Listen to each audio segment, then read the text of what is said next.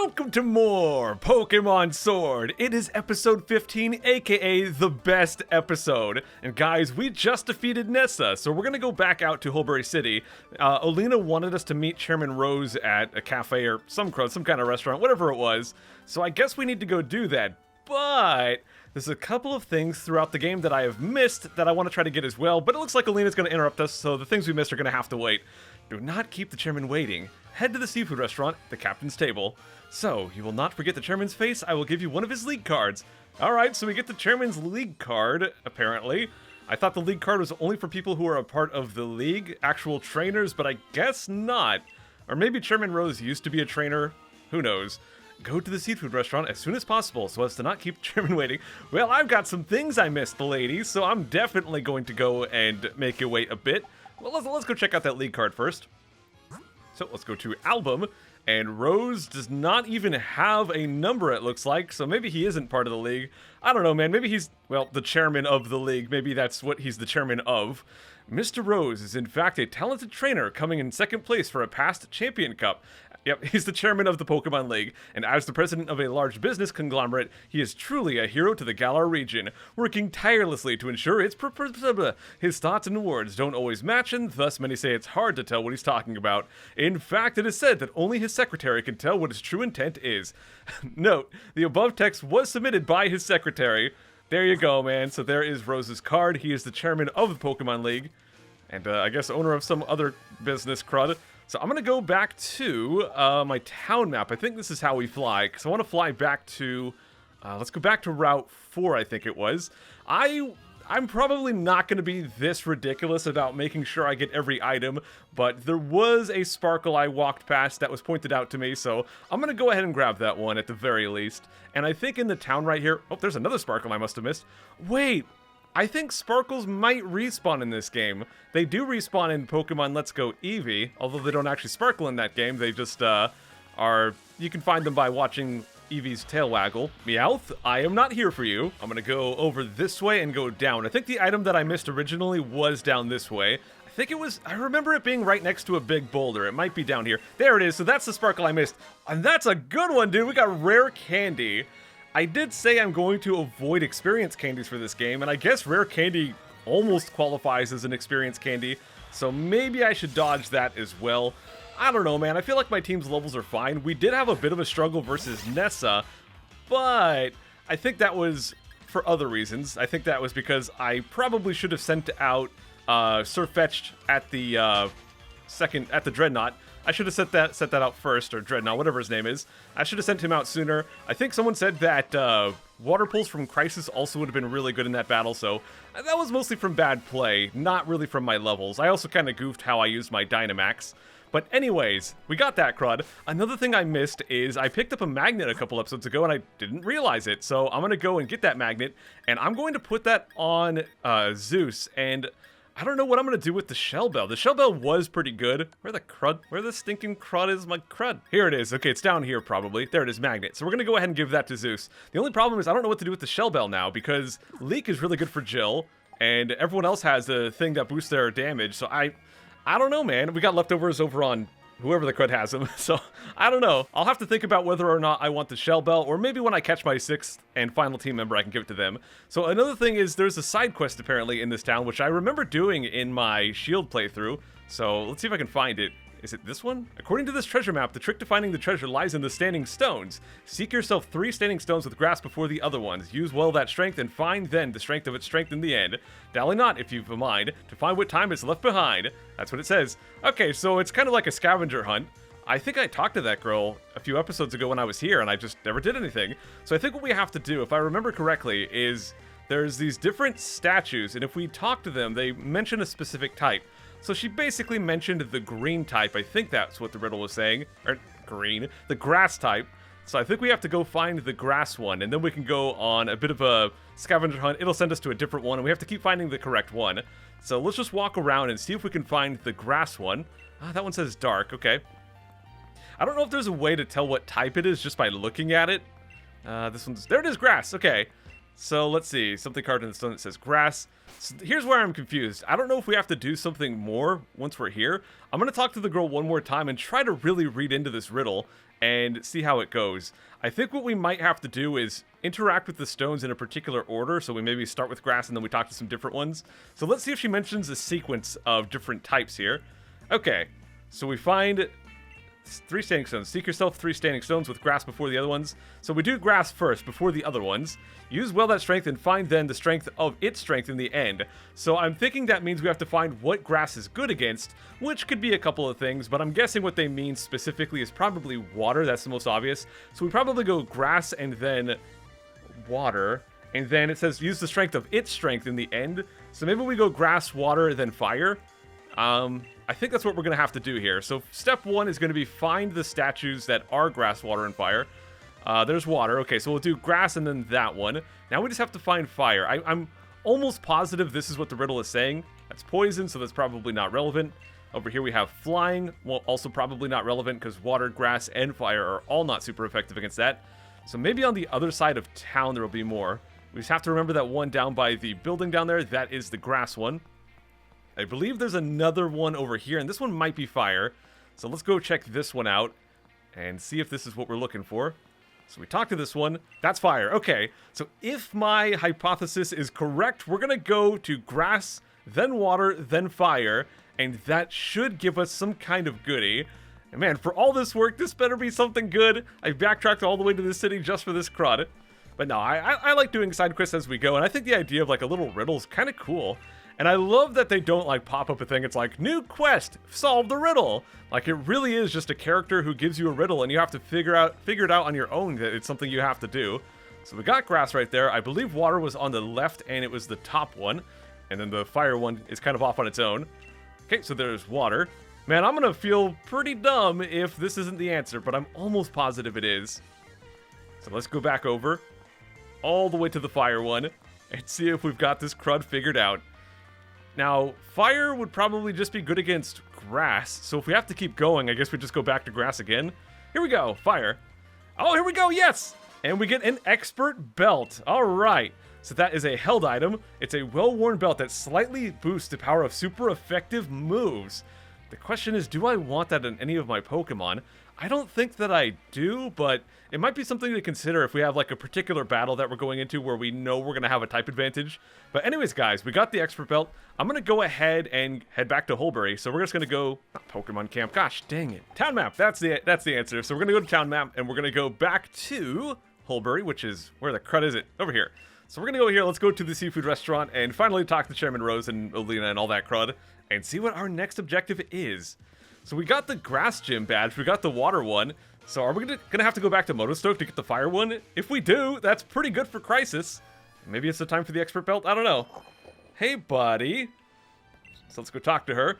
Welcome to the seafood restaurant, the captain's table! Well, I can see Olina and Chairman Rose and Sonia back here. Psycho, let's celebrate your recent victory. Oh, were you invited to? You two know each other? That's great. Come now, please be seated. All right. Again, I don't really know what's up with his outfit. It's almost like it's supposed to be a disguise, but then he doesn't try to hide himself at all. So I don't know, man. Holbury is a seafood town. Naturally, if one is going to eat here, the obvious choice is the local cuisine. Everything on the menu is delicious. By the way, how is Professor Magnolia getting on? I'm quite indebted to her, you know. She was the one who figured out how to unleash the power of wishing stars and use that power to Dynamax Pokemon. We would have never been able to create Dynamax bands without her. So I'm guessing the company that he runs makes Dynamax bands or something like that.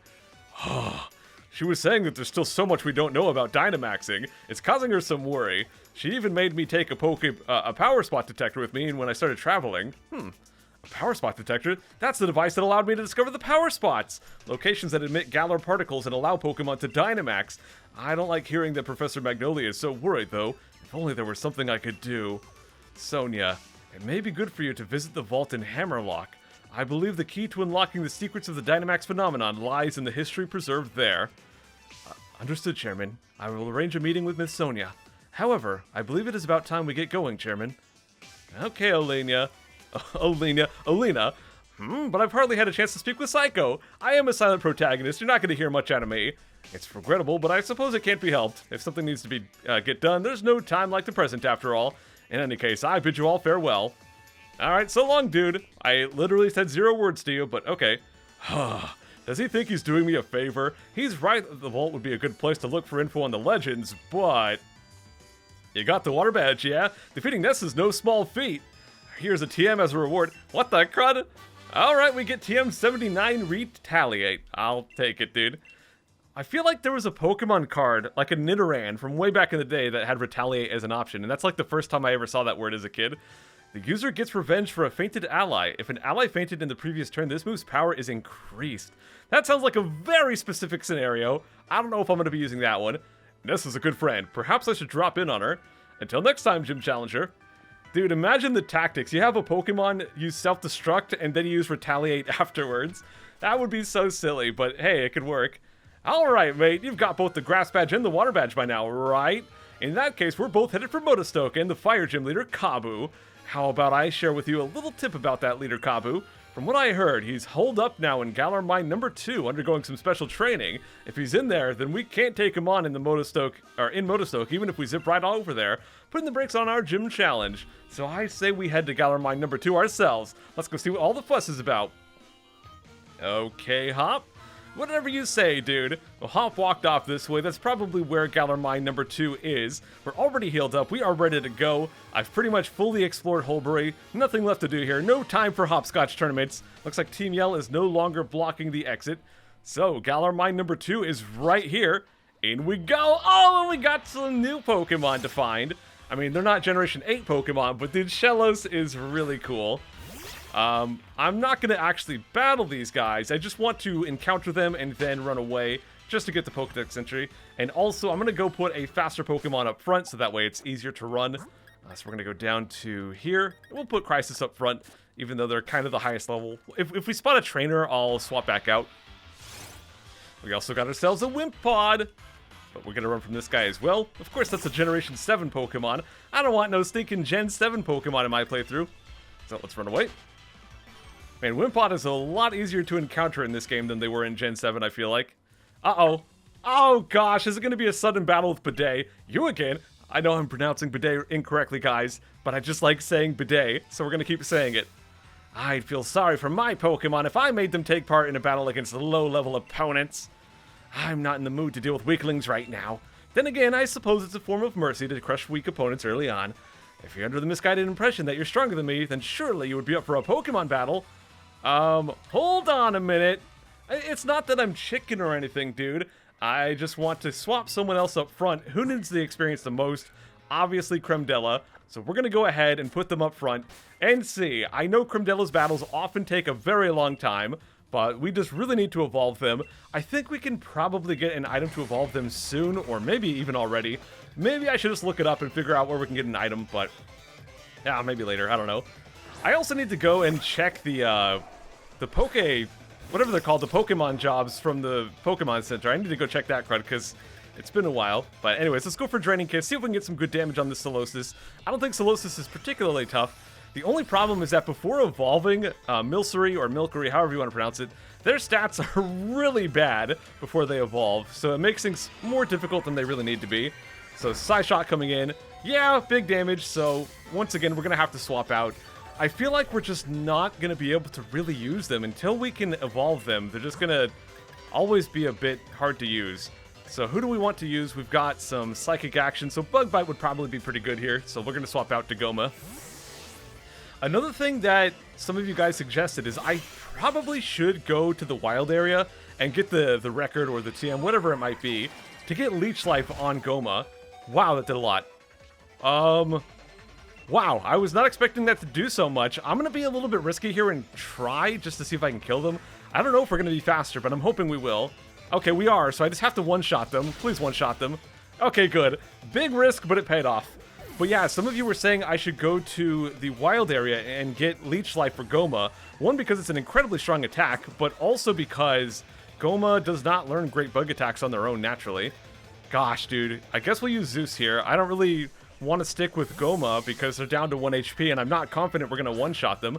So I'll go over to Zeus. Zeus does have Bite, so I can use that, I guess. So they still have Gothita, not evolved. Maybe I should have gone for Nuzzle. We do have the Magnet now, so that gets a little bit more damage. And we get the Paralyze, but I'm just going to go for a Bite and see how it goes. So hit him with that Bite. Come on, Zeus, get some good damage. Well, it's more than half, I think, so unless we die here, which I don't suspect, I think we'll be fine. This is a case where having Shell Bell would have been better because we're not even using electric attacks, but oh well, as long as we kill him, we're fine. If we don't kill him here, this might be bad. Oh no, dude! Okay, well, this is suddenly bad because they're going to defeat me, so we have to swap. Man, this is a juicy pickle I keep finding myself in. Maybe my Pokemon are a bit underleveled. I don't know, man. I mean, I think the problem is not really my levels. Oh, they Super Potion.